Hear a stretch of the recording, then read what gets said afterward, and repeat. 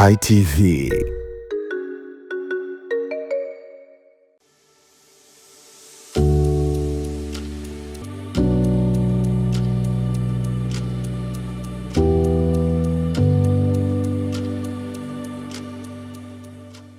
Katika jamii nyingi, wanawake wanapojitokeza kugombea nafasi za uongozi hukumbana na vikwazo visivyo vya haki ambavyo vimekita mizizi katika mila, tamaduni na mtazamo wa kijinsia.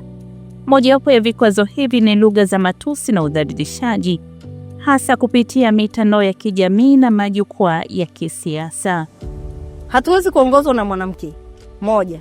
Jambo la pili, wanasema angekuwa ni mwanamume huyu tungempitisha, lakini kwa sababu ni mwanamke, huyu wana kura zetu tunampiga chini. Hujambo mtazamaji, na karibu katika makala hii ambapo tunaangazia lugha za matusi zinavyoathiri wanawake nafasi ya uongozi. Mimi ni Mindi Josefu, mwandaji wa makala hii. Karibu. Kwa nini suala la udhalilishaji wa wanawake katika uongozi ni muhimu kujadiliwa sasa?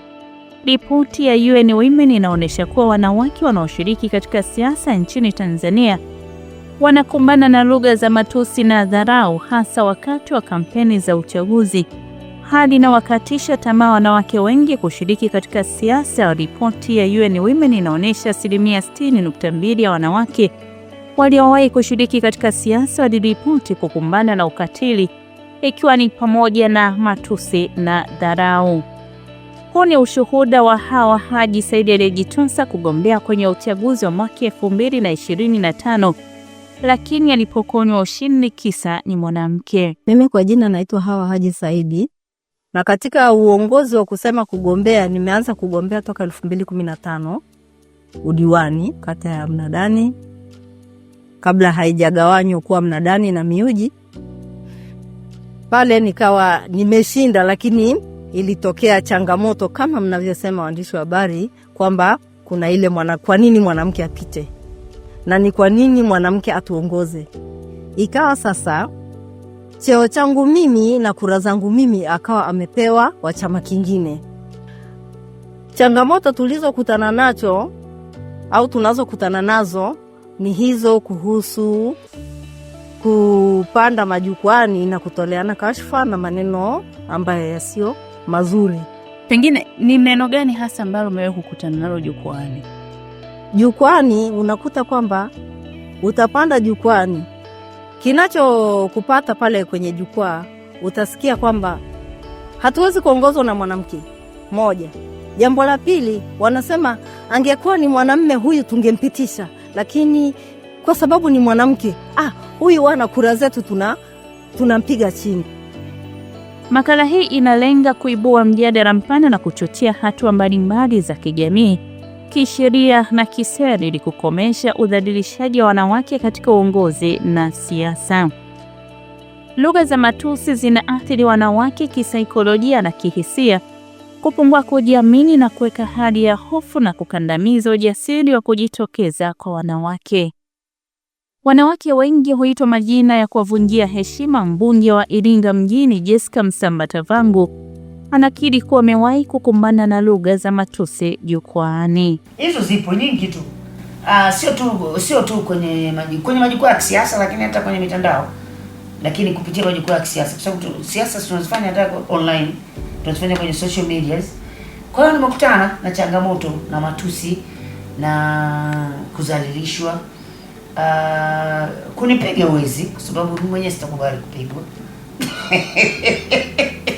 Kwamba utanikuta tu jukwani unipige, haiwezekani, kwa sababu hicho kitu kitawezekana. Lakini kupigwa kwa maneno nimewahi kupigwa. Lugha za matusi na nukuu kama wewe ni mwanamke tu huwezi, au lipata hiyo nafasi kwa njia zisizo halali, hupandikiza hofu na mashaka ndani ya wanawake kuhusu uwezo wake binafsi. Lakini imekuwa tofauti kwa mbunge wa Iringa mjini Jessica Msambatavangu. Alionyesha ujasiri na kuamini anaweza. Lakini bahati nzuri hayakunijeruhi. Yaani ninachotakiwa wewe pigo, lakini usijeruhiwe. Punch, usijeruhiwe. Lakini kwamba utazuia watu wasikupigie, haiwezekani. Watakupiga tu, kwa sababu kila mtu kazaliwa kivyake na akili zake na kalelewa kivyake. Kwa hiyo huwezi kumguide au kumlazimisha mtu kwamba usifanye hivi. Hata sasa sheria zipo nyingi zimetungwa, msitukanane, msizalilishane, lugha za matusi haziruhusiwi, tuna sign viapo na nini. Lakini mtu anakurupuka tu anasema. Sasa hayo mtu anamtukana rais pamoja na mamlaka yake, ndio amiri jeshi mkuu, mtu anamtukana. Amiri jeshi kana. Kwa hiyo lazima ziwepo sheria sasa za kwamba huko ulikoenda sio, rudi, unarudishwa. Kwa hiyo kuna umuhimu mkubwa wa vyombo hivi kuendelea kusimamia kwa umakini na kutolegea na kwa haki, kuhakikisha kwamba mambo haya hayaendelei katika tasnia za kisiasa au kumkandamiza mwanamke. Wanawake wengi viongozi hukumbana na lugha za matusi, kejeli na udhalilishaji wa maneno. Mfano hai wa viongozi waliokumbana na lugha za matusi ni Amina Mohamed, Nigeria. Umoja wa Mataifa alikumbana na mashambulizi ya maneno alipokuwa waziri wa mazingira wa Nigeria na hata baadaye kama naibu katibu mkuu wa UN. Halima Mdee, mwanasiasa, amewahi kueleza kukumbana na kejeli na lugha za kashfa kutoka kwa wapinzani wake wa kisiasa. Na nchini Marekani, Hillary Clinton aliyekuwa waziri wa mambo ya nje na mgombea urais. Nini chanzo cha tatizo la lugha za matusi dhidi ya wanawake katika uongozi? Katika mahojiano na mchambuzi wa masuala ya siasa Maliki Masudi anasema chanzo kikubwa ambacho kinatokea kwa matumizi ya lugha ya matusi, kwanza ni jamii, mtazamo hasi wa jamii kuona kwamba mwanamke huwa hawezi kushiriki kwenye masuala yote ya kisiasa, na ndio maana mara nyingi akiingia mle ndani watu wanambeza na kumbeza, lakini pia wanaenda mbali zaidi kwa kumdhoofisha kisaikolojia kwamba hauwezi, na wengine wanaenda mbali zaidi kuanza kutumia lugha ya matusi mpaka ya nguoni. Lengo na makusudio kumdhihaki tu ili kumuondoa katika ile hali ya kutokujiamini, na mwisho wa siku asifikie yale malengo ambao wao wamekusudia. Je, sheria inasema nini kuhusu lugha za matusi? Nimefanya mahojiano na mwanasheria Frederick Makamba. Nchi imeweka sheria kwa ajili ya hilo swali uliloniuliza. Ndio maana tuna sheria kanuni ya adhabu sura namba 16, alafu na sheria makosa mitandao ya mwaka 2015 ambayo inaitwa cyber crime. Kwa hiyo mtu yeyote anapokuwa anatumia lugha ya matusi ama kumtolea kashifa mwingine pasipokuwa na ushahidi, huyo mtu ana haki ya kupeleka madai yake mahakamani na kumfungulia kesi. Maana kumchafua mtu ni kosa la jinai, na akikuchukulia hatua na ushahidi ukajitosheleza, basi utapewa adhabu pamoja na kumnufaisha kwa madai atakayokuwa ameyadai juu yako. Mimi mtu akinitukana, si ndio hivyo? Amenitukana tu. Mtu wa kwanza ambaye anatakiwa atetee haki yake ya kulinda heshima yake ni mtu aliyetukana. Sasa kama hujaenda kushtaki, mahakama haiwezi ikakwambia kwamba ukamshtaki yule amekutukana, ama polisi akaja akakulazimisha, ingawa polisi ana wajibu wa kuhakikisha kwamba amani ipo na kuna mtu anayetukana matusi, kwa sababu hata kuna mazingira ukitukana moja kwa moja unakamatwa na polisi. Lakini mtu ambaye ana wajibu wa kwanza kabisa kwenda kulipeleka hilo swala ambalo wamefanyiwa kinyume na sheria za mitandao pamoja na sheria makosa ya jinai, inabidi yeye mwenyewe ndo aende. Naona kwamba huyu ameniharibia heshima yangu katika jamii na anapaswa kuwajibishwa kwa hili. Inabidi wewe ndo mtetezi wa haki yako ya kwanza. Polisi kupitia dawati la jinsia wamekuwa na jukumu muhimu katika kulinda haki za wanawake na watoto, ikiwemo kupambana na lugha za matusi. Mkuu wa dawati la jinsia na watoto mkoa wa Dodoma, mrakibu msaidizi wa polisi Krista Kayumba, anaeleza juhudi wanazozifanya. Sisi kama maafisa wa dawati la jinsia na watoto tunapenda kuhakikishia wanawake wenzetu tugombee bila uoga, kwa sababu lugha ya matusi tukiruhusu zitumike zina athari. Zinampunguzia mwanamke uwezo wa kujiamini, alafu zinafanya jione kwamba yeye thamani yake ni ndogo. Sisi tunakuongezea thamani kwa sababu tutashughulika na atakaye kuondolea thamani yako. Mimi anayetumia lugha ya matusi kwa mgombea yeyote mwanamke na hata mgombea wa kiume, ninachoweza kusema ni kwamba hatucheki na wowote. Tunasema kwamba hatupo tayari kumwonea huruma mhalifu. Anayetumia lugha ya matusi ni mhalifu. hatupo tayari kucheka na katili. Anayetumia lugha ya matusi ni katili. Kwa hiyo sisi tutakula sahani moja na yeye, iwe mchana, iwe usiku, iwe jua, iwe mvua. Na tunachosema kwamba sheria zipo na sisi tutazisimamia sheria, tutasimamia katiba yetu, tutasimamia maelekezo na yanayotolewa na sheria zetu. Sheria zinatoa maelekezo nini cha kufanya, zinatoa makatazo. Hizo ndio tutakazozisimamia. Tume ya Haki za Binadamu huchukua hatua gani inapogundua matumizi ya lugha za matusi dhidi ya wagombea? Florence Chaku ni afisa wa dawati la jinsia kutoka Tume ya Haki za Binadamu. Naitwa Florence Chaki, ninatokea Tume ya Haki za Binadamu na Utawala Bora. Ninawakilisha dawati la jinsia na wanawake. Kiukweli utumiaji wa lugha ya matusi bado inakuwa ni changamoto, na tunaweza kusema kwamba uelewa umekuwa mdogo wa kuhusu kanuni na taratibu za uchaguzi kwa wagombea. Wapo baadhi wanazifahamu, lakini kuna wapo ambao hawazifahamu, lakini kuna wanaozifahamu na wanazivunja.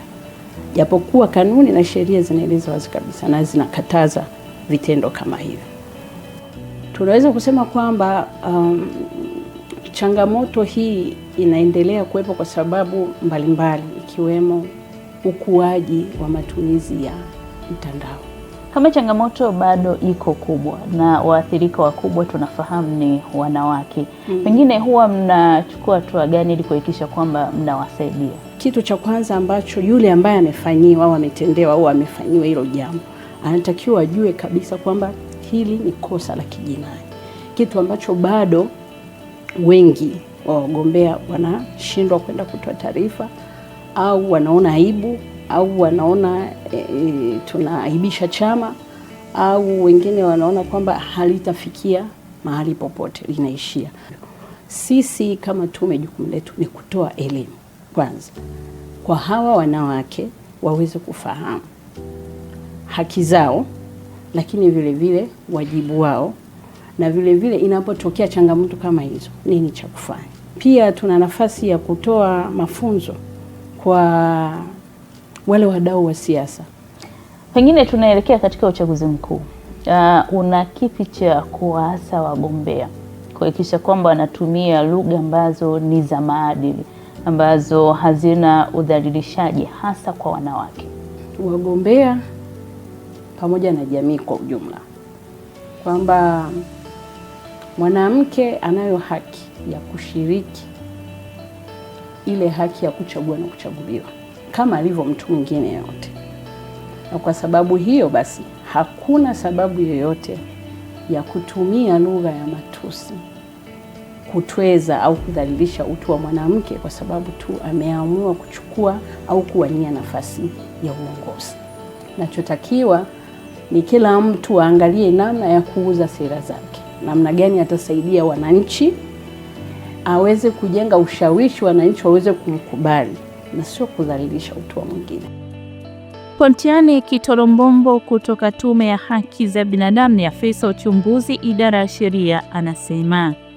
Ninaitwa Pontiane Kitorombombo, ni afisa uchunguzi Tume ya Haki za Binadamu na Utawala Bora. Pengine nani wa kulaumiwa katika hii? Sheria zipo lakini utekelezaji wake bado ni kama uko hafifu, maana tunaona lugha za matusi zinatumika majukwani.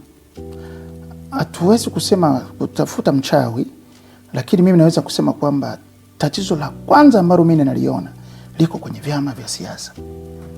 Kwa sababu vyama vya siasa vitimizi wajibu wao wa kuhakikisha kwamba wanachama wao, wagombea, mawakala wanajua kwamba kuna maadili ambayo yanatakiwa yafuatwe kipindi cha uchaguzi. Lakini ni kwa jinsi gani hivyo vitendo vinaripotiwa kwenye vyombo vya dola? Na yenyewe inaweza kuwa ni changamoto, kwamba inawezekana yale matukio yanafanywa lakini yaripotiwa kwenye vyombo vya dola ili viweze kuchukua hatua. Sitegemei kama chama fulani au mgombea fulani ataripotiwa kwa kukiuka maadili ya uchaguzi alafu sheria ikanyamaza ikashindwa kuchukua mkondo wake. Kwa unaona bado utoaji taarifa wa vitendo hivyo na lenyewe inawezekana lenyewe. Aprili 12, 2025, utiaji saini kanuni za maadili ya uchaguzi mkuu wa mwaka 2025 ulifanyika jijini Dodoma, ambapo mkurugenzi wa uchaguzi Tume Huru ya Taifa ya Uchaguzi INEC Ramadhani Kailima alionya kuhusu matumizi ya lugha za matusi. Kama unafahamu, kwa msingi huo mwaka jana Bunge la Jamhuri ya Muungano wa Tanzania ilitunga sheria ya uchaguzi wa rais, bunge na madiwani namba 1/2024.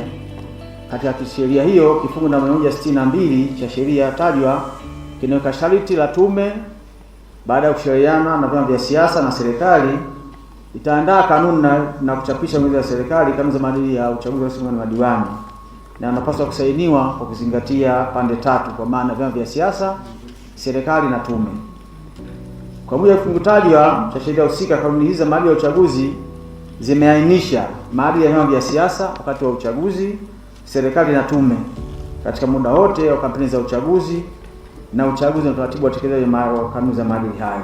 Katika kanuni hizi vyama vya siasa vina wajibu ufuatao: mosi, kuheshimu na kufuata katiba, sheria za uchaguzi, kanuni za uchaguzi na kanuni za maadili ya uchaguzi; pili, kuzingatia ratiba za kampeni; tatu, kuchukua hatua za makusudi kuhakikisha kuwa uchaguzi unakuwa wa haki, huru na amani; na nne, kuepuka vitendo vya kuvuruga uchaguzi wa aina yoyote.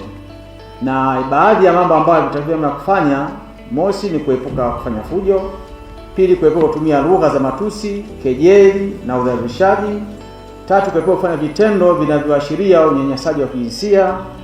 Kwa mujibu wa kifungu namba 162 kidogo cha pili cha sheria ya uchaguzi wa rais na madiwani namba 1/2024 kikisoma pamoja na aya ya 1.2 ya kanuni za maadili ya uchaguzi wa rais na madiwani za mwaka 2025, kanuni za maadili zinapaswa kusainiwa na wahusika kwa kila chama cha siasa, serikali na tume ya uchaguzi.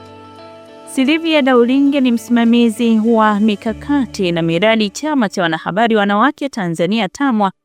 Nimemuuliza, je, wanafanya juhudi gani kuwalinda wanawake dhidi ya lugha za matusi na udhalilishaji katika siasa?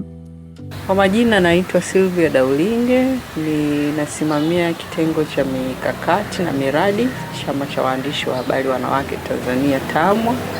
TAMWA tangu kuanzisha kwake imekuwa kila wakati, kila mara katika kipindi cha uchaguzi imewajengea uwezo wa wanawake. Kwa mkakati ambao muda mrefu ni kuendelea kutumia vyombo vyetu vya habari kuhakikisha kwamba elimu sahihi inatolewa kuhusiana na ukatili wa kijinsia. So tuna program mbalimbali za uelimishaji kwenye masuala ya ukatili wa kijinsia pamoja na masuala ya ukatili wa kijinsia kwenye mitandao. Lakini tumetoa elimu kwa kushirikiana na taasisi zingine masuala ya usalama kwenye mitandao. Wahariri wa vyombo vya habari wana jukumu gani katika kuhakikisha lugha za matusi na udhalilishaji dhidi ya wagombea hazitolewi ama kuchapishwa? Katika mahojiano na mhariri mkuu wa Clouds Media Group Joyce Shebe anasema, mimi naitwa Joyce Shebe, ni mhariri wa Clouds Media Group. Vyombo vya habari vina wajibu mkubwa wa kudhibiti lugha za matusi au lugha ambazo zinatweza utu wa mtu, na hasa kwenye nyakati hizi tunakoelekea uchaguzi, kwa sababu mara nyingi wanawake ndio wanakuwa waathiriwa wakubwa wa lugha hizi. Unakuta kwa mfano mwanamke yuko labda kwenye kinyang'anyiro cha kugombea, anaposimama kufanya kampeni, hutokea wakati mwingine mtu akasema muangalie nywele zake, muangalie alivyovaa, ambayo haitakiwi. Kinachopaswa pale asikilizwe kama binadamu mwingine, asikilizwe kama mgombea mwingine. Kama anazungumza kuhusu sera zake, akosolewe kuhusu sera na mipango labda ambayo amekuja nayo ama ajenda ambayo amekuja nayo jukwani, na sio kumkosoa maumbile yake ama namna ambavyo amevaa. Kwa hiyo vyombo vya habari tuna jukumu kubwa, kwa sababu kitaaluma hakuna taarifa ambayo inachapishwa pasipo kupita kwenye hatua za uhariri na uhakiki.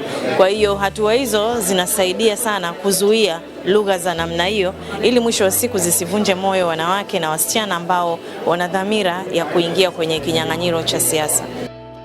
Ingawa kumekuwa na juhudi nyingi za kuhamasisha na kuwawezesha wanawake kushiriki katika siasa na uongozi, wanawake bado wanakutana na changamoto nyingi zinazozuia ushiriki wao kikamilifu, na hizi ni baadhi ya changamoto. Kuna ile kwa nini mwanamke apite? Na ni kwa nini mwanamke atuongoze? Utapanda jukwani, kinachokupata pale kwenye jukwaa utasikia kwamba hatuwezi kuongozwa na mwanamke. Mimi anayetumia lugha ya matusi kwa mgombea yeyote mwanamke na hata mgombea wa kiume, ninachoweza kusema ni kwamba hatucheki na wowote. Tunasema kwamba hatupo tayari kumwonea huruma mhalifu.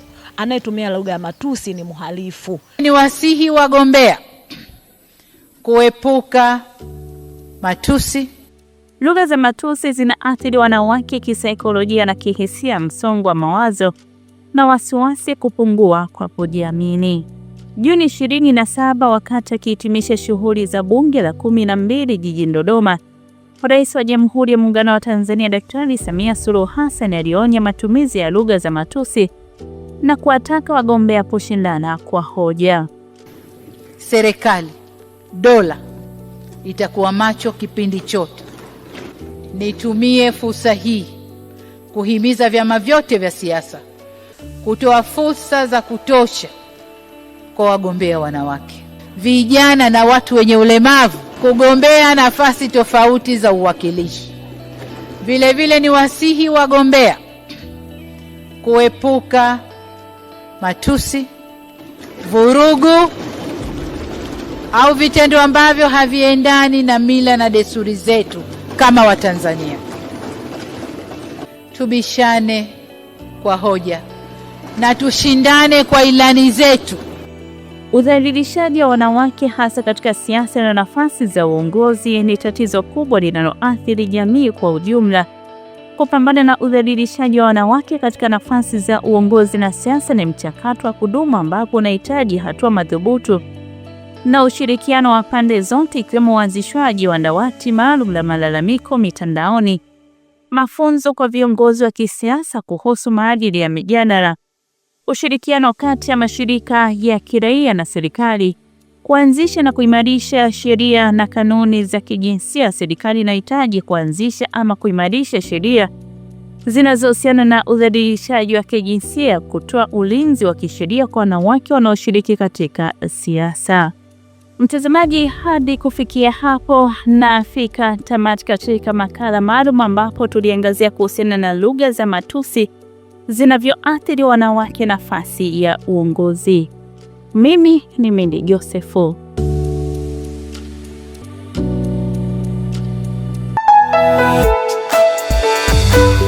Sky TV.